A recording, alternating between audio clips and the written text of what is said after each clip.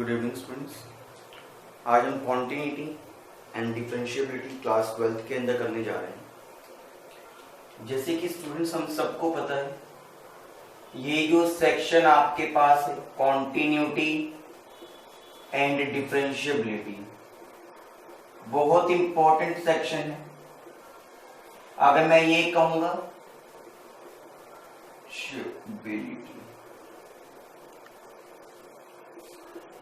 कि class 12th में पास होने के लिए बहुत जरूरी है, मैं ये कहूंगा बेसिकली किसी भी एग्जाम को क्लियर करने के लिए बहुत जरूरी है। तो बेसिकली सबसे पहले चलो थोड़ा सा जो कॉन्टिन्यूटी हमारा लिंक्ड है वो +1 के साथ है। मुझे फिलहाल अब कॉन्टिन्यूटी को देखना है कि होता क्या है, कि कोई कैसे हमारे पास कॉन्टिन्यूस हो सकता है। मैंने ये कहा मेरे पास एक फंक्शन है, मान लो। पहले ये देखते हैं कॉन्टिन्यूटी का मतलब ही क्या है। ठीक है, मैंने ये कहा मेरे पास एक फंक्शन है 1 और 2। 1 कब आएगी उसकी वैल्यू, जब अगर x की वैल्यू 0 या 0 से कम है, और 2 कब आएगी अगर x की वैल्यू मेरे पास 0 से बड़ी है। मैं पहले ग्राफ, जैसे कि मैं हमेशा कहता हूं स्टूडेंट्स, ग्राफ से किसी भी चीज को समझना बहुत ज्यादा आसान होता है। जैसे कि ये x एक्सिस, ये f ऑफ x, क्योंकि f ऑफ x एक तरह से y एक्सिस ही होता है। आपको पता है ये 0, ये 1, ये 2, ये 1 और ये 2, इस तरह से चलता जाएगा। अब एक बात सुनो स्टूडेंट, इसका मतलब क्या है कि x की वैल्यू जब भी 0 या 0 से कम होगी तो रिजल्ट क्या आएगा 1। तो रिजल्ट क्या आएगा 1, यानी कि रिजल्ट मेरे पास ये वाला आने वाला है। अब आप ध्यान से देख सकते हैं =2 का साइन है, तो मैंने सॉलिड डॉट लगाया है।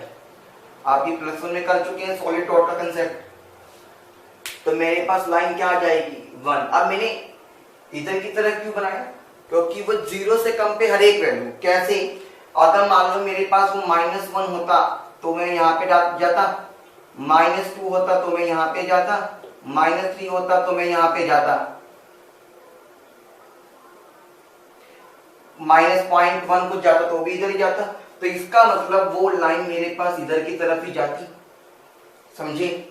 अच्छा, इसी तरह से अगर मैं बात करता हूं x से बड़ा, यानी कि 0 से बड़ा कुछ भी होगा, वो 1 भी हो सकता है, 2 भी हो सकता है, 3 भी हो सकता है, तो लाइन मेरे पास जाएगी वो 2 से जाएगी। 2 पे अब मैं सॉलिड डॉट नहीं लगाऊंगा, मैंने एम्प्टी डॉट लगाया। क्यों, =2 का साइन नहीं है ना। तो क्या होता, एक तो आपके पास था कि यहाँ पे ऐसे जाता, यानी कि जाता तो यानी कि हर एक किसी भी पॉइंट के लिए जा सकता था। तो मैं इस तरह से आपके पास एक लाइन ड्रॉ कर सकता हूं स्टूडेंट्स। यहां तक क्लियर हो गया। अब ये देखो, ये हमने क्या बनाया, इसका ग्राफ बनाया। अब हमें एक चीज देखनी है, क्या मैं चाहूं तो विदाउट लिफ्टिंग द पेन, क्या मैं मार्कर को लिफ्ट करे बिना, पेन को लिफ्ट करे बिना, ग्राफ तो ये है ना, एक रेड कलर से दिख रहा है और एक ब्लैक कलर से,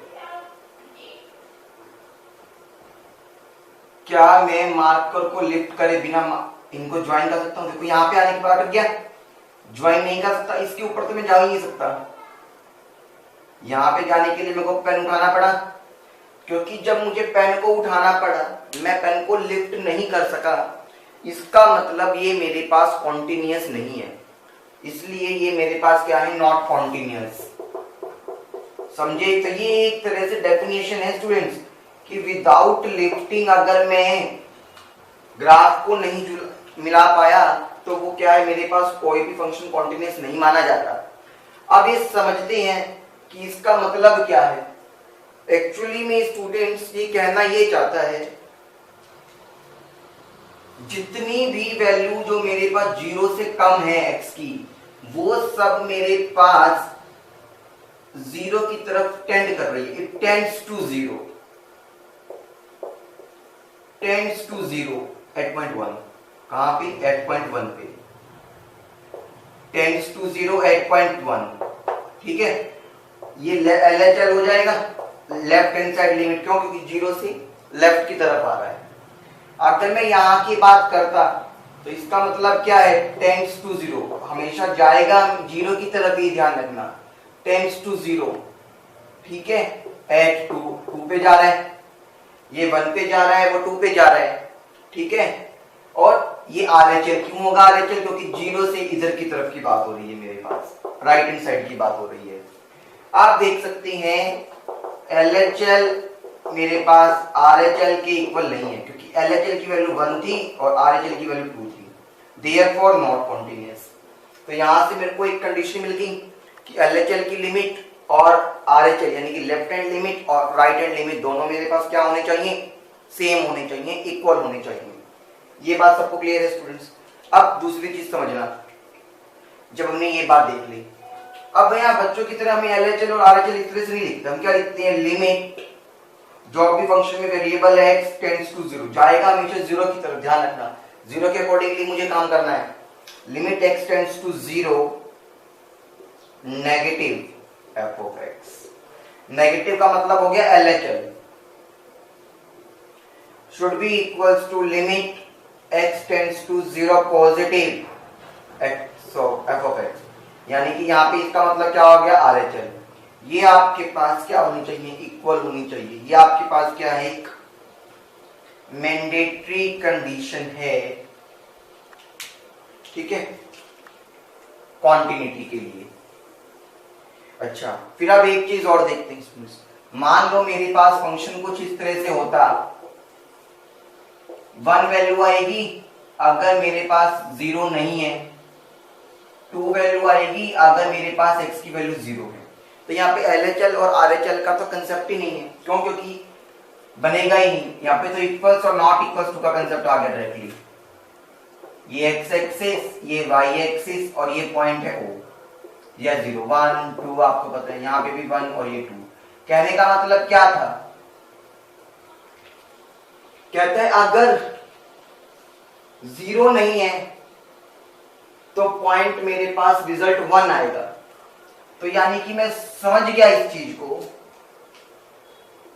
इस पॉइंट को छोड़कर, क्योंकि ये तो 0 पे हो जाता, 0 पे तो मुझे लेना नहीं, और मैं कुछ भी ड्रॉ करूंगा तो मेरे पास एक इस तरह से लाइन जाएगी, मेरे पास एक इस तरह से लाइन जाएगी, और अगर मैं बात करता हूं 0 पे तो मेरा रिजल्ट क्या आने वाला था स्टूडेंट्स? ये 2 आने वाला था।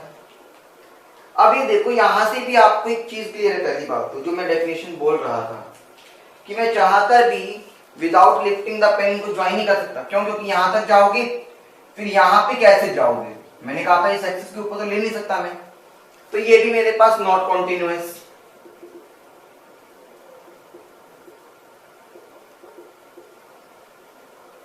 Not continuous.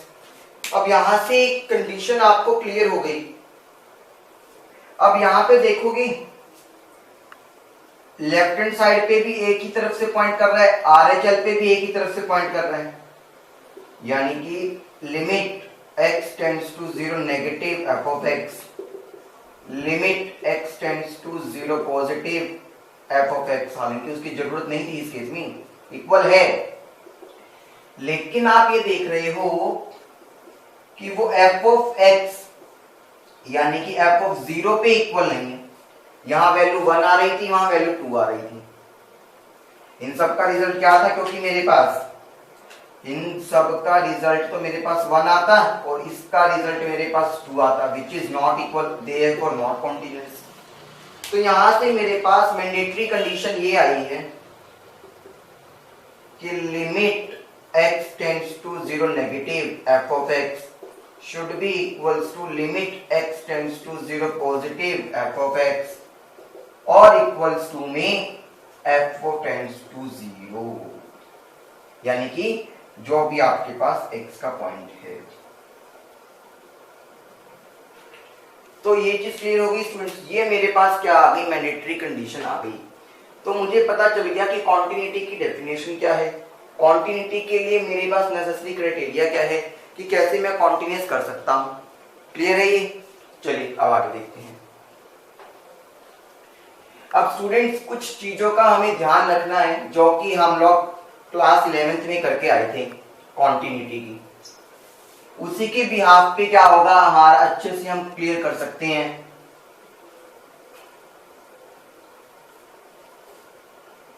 जैसे कि मैं आपको कुछ चीजें बता दूं, रिकॉल कर दूं। आगे जाने से पहले आपको पता होगा लिमिट x टेंड्स टू 0 है तो साइन x बाय x आपके पास 1 होता था। लिमिट x टेंड्स टू 0 पे टेंजेंट x बाय x भी 1 होता था। ये चीजें आपको क्लियर है स्टूडेंट्स? अगर मुझे ये चीजें क्लियर हैं तो मेरे को कंटिन्यूटी करने से कोई नहीं रोक सकता, यानी कि मैं कंटिन्यूटी आराम से कर सकता हूँ, मुझे कोई भी प्रॉब्लम नहीं आने वाली। चलिए एक क्वेश्चन देखते हैं ताकि मुझे ये भी पता चले कि मुझे क्वेश्चंस करने कैसे हैं। ठीक है, अब सिंपल सा एक क्वेश्चन दे रखा है, f of x is equals to x square। Quantity को चेक करना है at x equals to 0 पे,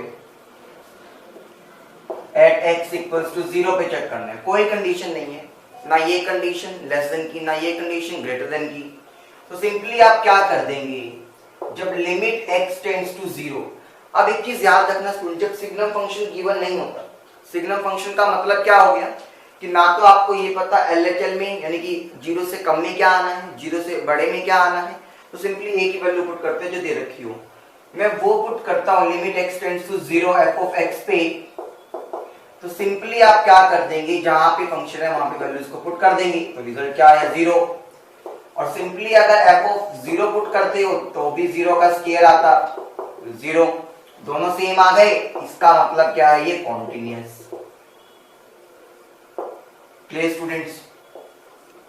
ये बहुत बेसिक सा क्वेश्चन था, जनरली एग्जाम में ऐसे क्वेश्चन नहीं आते हैं students, don't worry about it. ठीक है,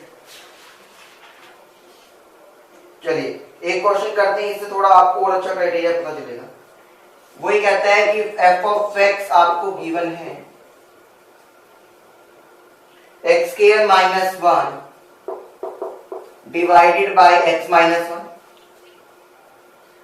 when x is not equals to 1, और आंसर दे रखा है 2 when x is equals to 1 at x equals to 1 पे कॉन्टिन्यूटी चेक करनी है। आपको पता है यहाँ पे भी 1 से 1 पे चेक करें ना, वो देखो तो 1 से कम और 1 से बड़े का तो कोई चक्कर ही नहीं है। तो सिंपली आप पहले तो क्या चेक करेंगे, लिमिट x टेंड्स टू 1 पे, लिमिट x टेंड्स टू 1 पे। ठीक है, जब लिमिट x टेंड्स टू 1 पे करेंगे तो स्टूडेंट्स देखिएगा कैसे करेंगे। हमारे पास क्वेश्चन ये था x स्क्वायर माइनस 1, इसको मैं फैक्टर्स बना सकता हूं, -1 से +1 कैंसिल, -1 कैंसिल, क्या बच गया x प्लस 1, तो 1 और 1 को पुट किया तो आंसर 2 आ गया। Clear students? सिंपली मैं अगर f of 1 पुट करता तो x की जगह 1 पुट करने पे रिजल्ट क्या मिल रहा था 2, तो मुझे पता चला ये दोनों सेम आ गए, देयरफॉर कॉन्टिन्यूअस,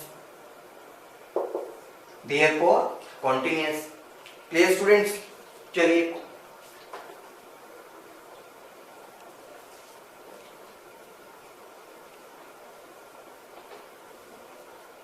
आगे देखते हैं।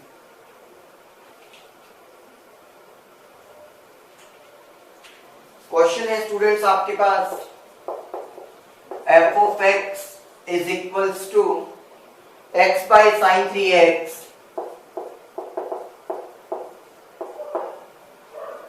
and when x is not equals to 0 and the result is 3 when x is equals to 0, ये दिया होगा। अब आप देख पा रहे हैं स्टूडेंट्स, यहां पर भी मुझे कुछ करने की जरूरत नहीं है, लिमिट x टेंड्स टू 0, क्योंकि 0 पे चेक करना है मुझे, बोला भी है उसने क्वेश्चन के अंदर f of x पे। तो आप लिमिट x टेंड्स टू 0 ये चलती रहेगी जब तक हमारा क्वेश्चन पूरा सॉल्व नहीं होता है। यहां पे आपको पता है जब भी sin x या कुछ आता है तो मैं ये कर सकता हूं 3 से मल्टीप्लाई 3 से डिवाइड। ठीक है, अब आपको ये पता है स्टूडेंट्स, इस 1/3 को मैं बाहर निकाल सकता हूं क्योंकि कांस्टेंट फैक्टर है, लिमिट आपके पास हमेशा वेरिएबल के साथ जुड़ती है। मैंने आपको एक चीज बताई थी, लिमिट x टेंड्स टू 0। अब एक और चीज यहां पे भी करके दिखाना, x की वैल्यू करने पर 0 है तो 3x की वैल्यू करने पर भी 0 होगी, तो मैं यहां पर भी क्या कर दूंगा, अब 3x कर दूंगा। यहां तक क्लियर हो गया स्टूडेंट्स? अब ये देखिएगा, limit x tends to 0, sine x by x क्या था, 1 होता था मेरे पास। ये करना बहुत जरूरी, ध्यान रखना। तो मुझे पता चल गया इस पूरे का जो रिजल्ट आएगा वो तो 1 आएगा, तो आंसर कितना आ गया, 1/3। लेकिन अगर मैं सिंपली फंक्शन में 0 पुट करता हूं तो रिजल्ट मुझे 3 दे रखा है, which is not equals to this, therefore not continuous। Not continuous को हम डिसकंटिन्यूस भी कह सकते हैं। कभी कभी यह कहता है डिसकंटिन्यूटी को चेक करें, बात सेम ही है स्टूडेंट, टेंशन मत लेना उस चीज की। ठीक है, चलिए फिर हमारे पास आता है नेक्स्ट क्वेश्चन।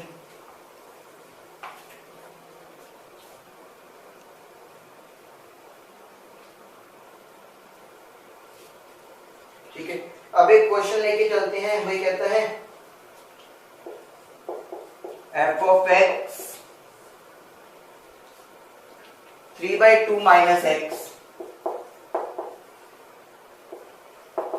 कब, जब आपके पास 1/2 x और ये x लेस देन 1 दे रखा है, यहां पे इक्वल्स टू का साइन नहीं है। ठीक है स्टूडेंट्स, 3/2 आंसर है जब x मेरा 1 के इक्वल है। 3/2 प्लस x है जब मेरे पास x 1/2 से बड़ा है, सॉरी 1 से बड़ा है।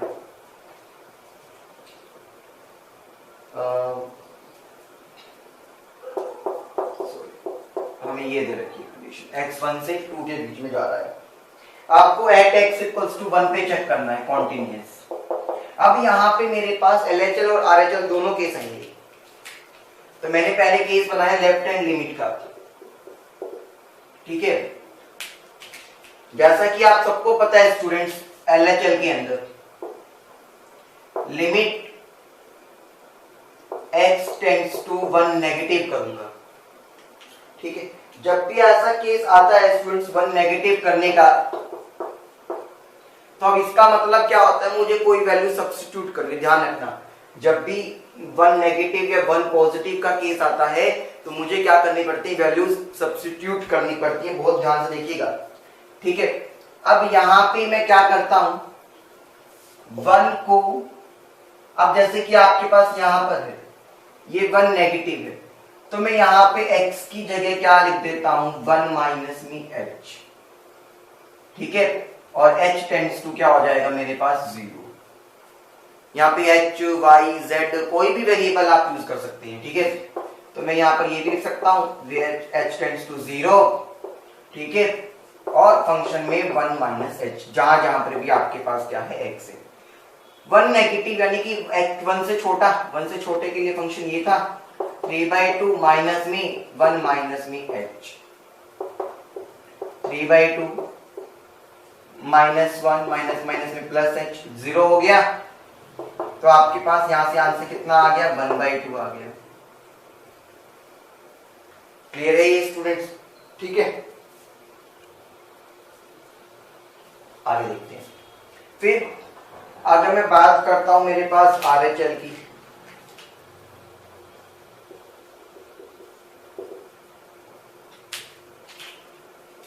उसने क्या कहा, limit x tends to 1 positive. बस ये ध्यान रखना, नेगेटिव था तो 1 में से माइनस करा था, पॉजिटिव होगा तो मैं 1 में से प्लस कर दूंगा, और बात मेरे पास सब कुछ सेम ही रहेगी, क्योंकि मैंने कहा था चलना हमें टेंड्स टू 0 की तरफ ही है हमेशा। ठीक है, तो 1 से पॉजिटिव के लिए क्वेश्चन तो ये था 3 + 2 प्लस में 1 प्लस में h। आपको पता है लिमिट आपके पास h टेंड्स टू 0 चल रही। ठीक है, यहां पर भी आप ये लगाएंगे, जब तक वैल्यू को सब्स्टिट्यूट नहीं कर देते हैं जब तक वो चलता रहता है आपका। ठीक है, तो मुझे एक चीज क्लियर हो गई, जब मैंने 0 पुट कर दिया तो ये 3/2 प्लस में 1 आ गया, यानी कि सॉल्व करूंगा तो ये π/2 आ गया। ये दोनों ही मेरे पास इक्वल नहीं है, therefore doesn't exist, not continuous. Clear students? तो मुझे हर एक क्वेश्चन में ग्राफ नहीं बनाना, बात तो मेरे पास वही है जो अभी तक मैंने पहले क्वेश्चंस करे हैं। क्लियर? चलिए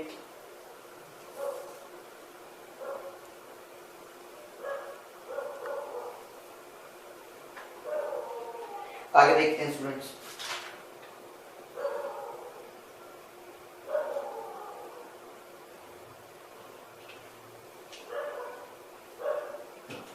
अब एक बहुत ही डिफरेंट टाइप का क्वेश्चन है स्टूडेंट्स आपके पास।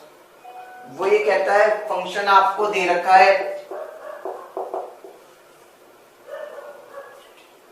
ax बाय में मॉडुलस ऑफ x, किसके लिए? जब आपके पास x लेस देन 0 है, ठीक है, और आपको वो ये कहता है 3 अगर x मेरे पास ग्रेटर देन इक्वल टू 0, ये कॉन्टिन्यूअस है। उसने मुझे कहा है find the value of k, k की वैल्यू निकालनी है अगर ये कॉन्टिन्यूअस है एट 0 पे। तो सबसे पहले तो limit x tends to 0 negative. अब 0 नेगेटिव होगा तो पहले मैं आपको एक चीज और बता दूं स्टूडेंट्स, 0 नेगेटिव से यानी कि ये कम है तो मॉडुलस का काम क्या होता है? माइनस वाला x होगा, तो माइनस से x से x कैंसिल, तो माइनस का k आ गया होगा रिजल्ट। हाँ, तो माइनस का k आ गया मेरे पास। तो 0 नेगेटिव फंक्शन को जब करता हूं यानी कि LHL पुट करता हूं तो माइनस k आ गया। क्यों करा? क्योंकि आपको पता है x की दो वैल्यूज हो सकती है, एक तो प्लस हो सकती है, एक माइनस। 0 से कम होगी x यानी कि वो नेगेटिव वाली है, तो मैंने नेगेटिव वैल्यू पुट कर दी, x से x कैंसिल हो गया, वो आपके पास क्या बचेगा? खाली माइनस का की। Clear students? चलिए अगर मैंने आप पुट करी limit x tends to 0 positive f of x के अंदर, वो आंसर क्या है? डायरेक्टली 3 है, कुछ करने की जरूरत ही नहीं है मुझे। कॉन्टिन्यूअस है तो मुझे पता इक्वल होंगे, therefore k minus k is equal to 3, so k is equal to minus का 3। क्लियर? हो गया क्लियर स्टूडेंट्स कैसे करना है हमें?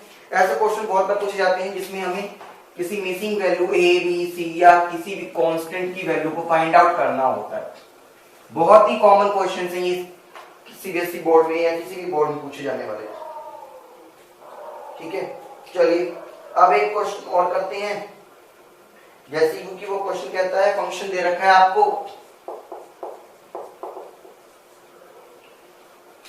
ax प्लस 1 अगर x लेस देन 3 है, bx प्लस 3 अगर x मेरे पास 3 से बड़ा है, कॉन्टिन्यूअस है एट x इक्वल्स 3 पे। एट x इक्वल्स 3 पे ये कॉन्टिन्यूअस दे रखा है, a एंड b का रिलेशन बताना है,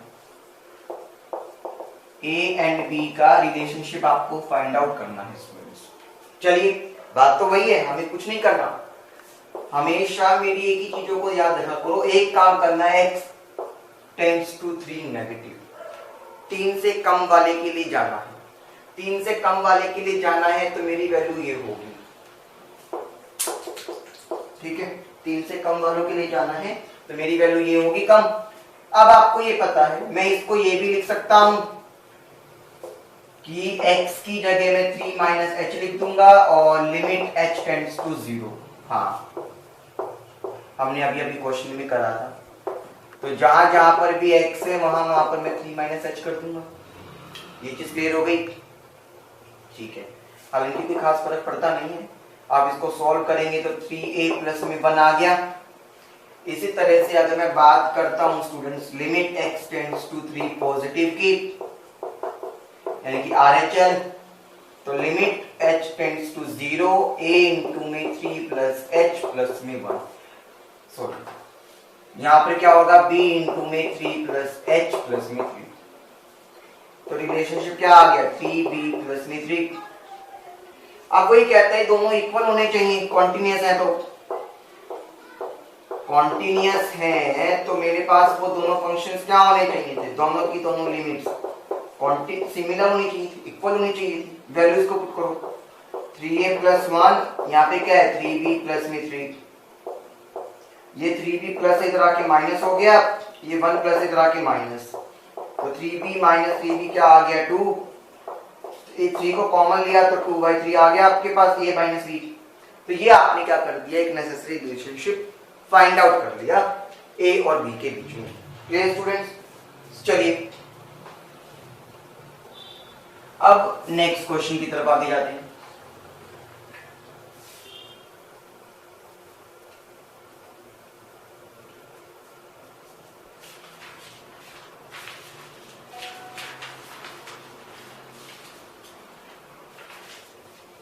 बहुत ही सुंदर क्वेश्चन है, सीबीएसई बोर्ड में आया हुआ।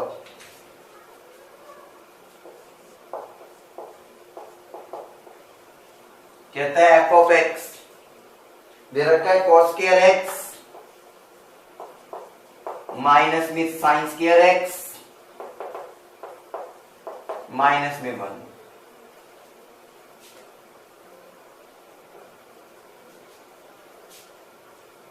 Divided by under root x square plus 1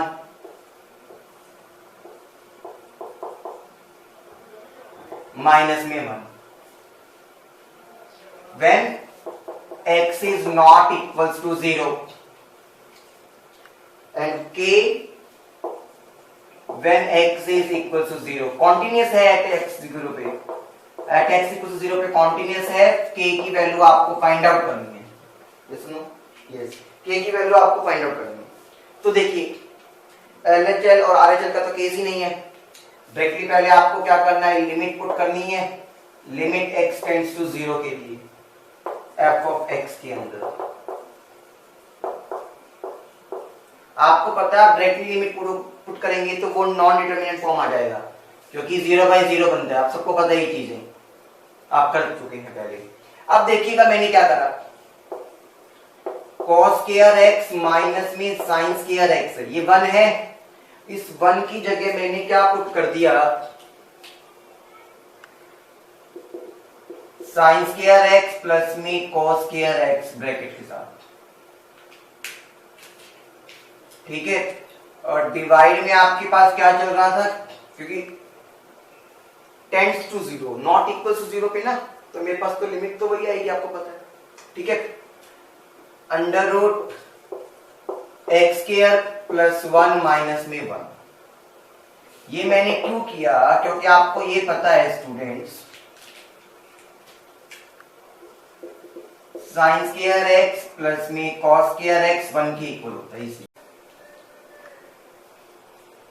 तो स्टूडेंट्स हमने यहाँ पे क्या कर दिया, sine square plus cos square x की वैल्यू पुट कर दी, यानी कि 1 की वैल्यू को पुट कर दिया जनरली। तो चलिए आपको पता है ये cos स्क्वायर x माइनस में sin स्क्वायर x माइनस का sin स्क्वायर x और ये माइनस का cos square x divide by में x स्क्वायर प्लस 1, ये माइनस का 1, आपको पता है ये कैंसिल हो गए। On further solving I will get minus का 2 sin स्क्वायर x, और यहाँ पे क्या रहेगा, under root x square plus 1 minus का 1। अच्छा, ये -2 स्टूडेंट्स बाहर आ जाएगा, क्योंकि कांस्टेंट है, मुझे इसकी कोई जरूरत नहीं है अंदर। यहाँ क्या बच गया, साइन स्क्वायर एक्स डिवाइड में एक्स स्क्वायर प्लस 1 माइनस 1। आपको पता है स्टूडेंट्स, डिवाइड में या डिनोमिनेटर में कभी रूट नहीं हो सकता, तो मैं इसको रेशनलाइजेशन कर दूं, एक्स स्क्वायर प्लस 1 और यहाँ पे प्लस 1, आपको पता है साइन ही तो चेंज होता है हमारे पास,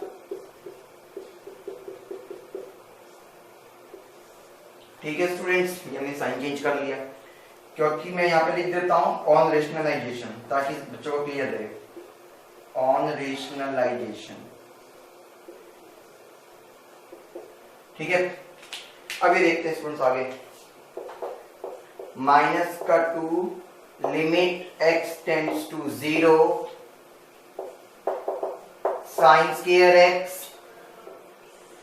बाय, आपको पता है ये दोनों मेरे पास फॉर्मूला लग रहा है a minus B A plus B, तो A square minus B square, A square minus में बी का स्क्वायर।